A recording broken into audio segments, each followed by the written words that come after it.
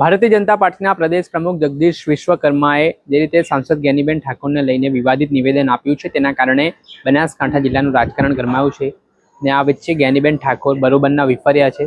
શું ચેલેન્જ આપી દીધી છે તેમણે, વિગતે વાત કરીએ।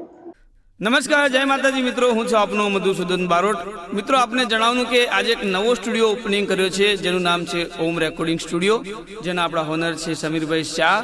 જે સ્થળ છે અમદાવાદ પાલડી।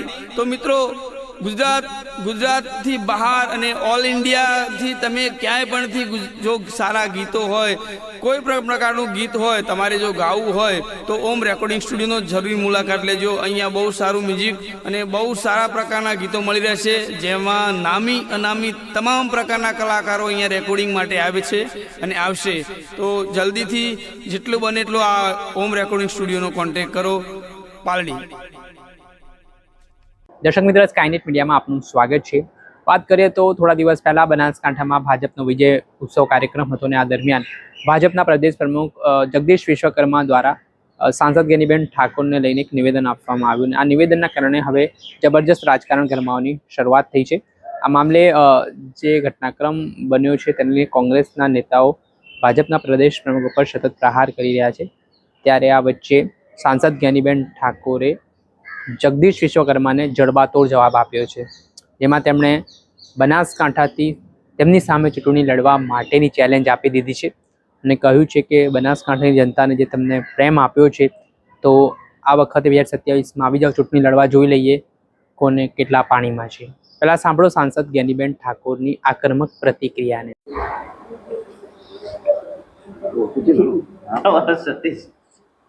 કોણ છે બેન, જે પ્રકારે ભારતીય જનતા પાર્ટીના પ્રદેશ પ્રમુખ વિશ્વકર્માનું નિવેદન સામે આવ્યું છે, ગઈકાલે ભારતીય જનતા પાર્ટીના પ્રદેશ પ્રમુખે બનાસકાંઠાની મુલાકાતે હતા। સ્વાભાવિક છે કે એમને બહુમતી આવી હોય એનો આનંદ હોય, એ લોકશાહી ઢબે યોગ્ય છે અને એમને અભિનંદન પણ આપીએ છીએ કે ઘણા વર્ષો પછી તમે બનાસકાંઠા જિલ્લા પંચાયતમાં ભારતીય જનતા પાર્ટીની જીત થઈ, સાથે મળીને લોકોના કામ કરવાના હોય।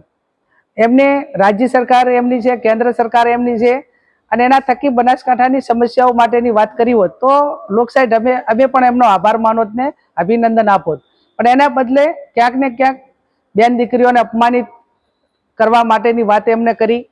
ક્યાંક ને ક્યાંક ઓબીસી મહિલાઓ માટે હું લોકસભાની અંદર આરક્ષણ માટેની વાત કરતી હું અને પોતે ઓબીસી નેતા હોય તો એમને પોતાને ઓબીસી હોવાનો કેટલો ગૌરવ છે એ પણ એ વાત ઉપરથી નક્કી થાય છે।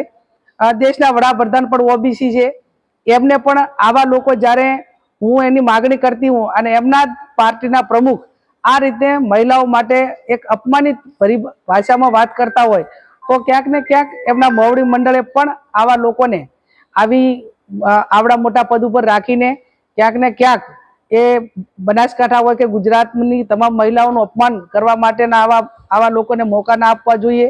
અને ખાસ કરીને એટલું જ કહું કે એ સત્તા એ કોઈના બાપની, કોઈની માલિકીની ભેટી નથી। પ્રજા છે, ડેમોક્રેસી છે, હારને જીત એક લોકશાહીનો ભાગ છે। વર્ષો સુધી કોંગ્રેસ પાર્ટી પંચાયતથી કરીને પાર્લામેન્ટ સુધી અનેક વખત જીતી છે, તો ક્યારે કોંગ્રેસ પાર્ટીના નેતાઓ કે અમારા કોઈ આગેવાનોએ ભારતીય જનતા પાર્ટીની મહિલાઓના કે કોઈના માટે અપમાનિત શબ્દો આવા ક્યારે પણ ઉચ્ચાર્યા નથી। પણ મેં કીધું એમ ક્યાંક ને ક્યાંક સત્તાનો નશો હોય, સામદામ દંડ ભેદની રાજનીતિ અપનાવીને સત્તા ઉપર આવવાનું હોય અને એક પોતાની જાતને બનાસકાંઠાના વતની ગણાવીને આ રીતે વાત કરતા હોય તો એ બનાસકાંઠાના વતની તરીકે એમને બનાસકાંઠાની મહિલા ઉપર કેટલો પ્રેમ છે એ પણ એમની માનસિકતા છતી થાય છે।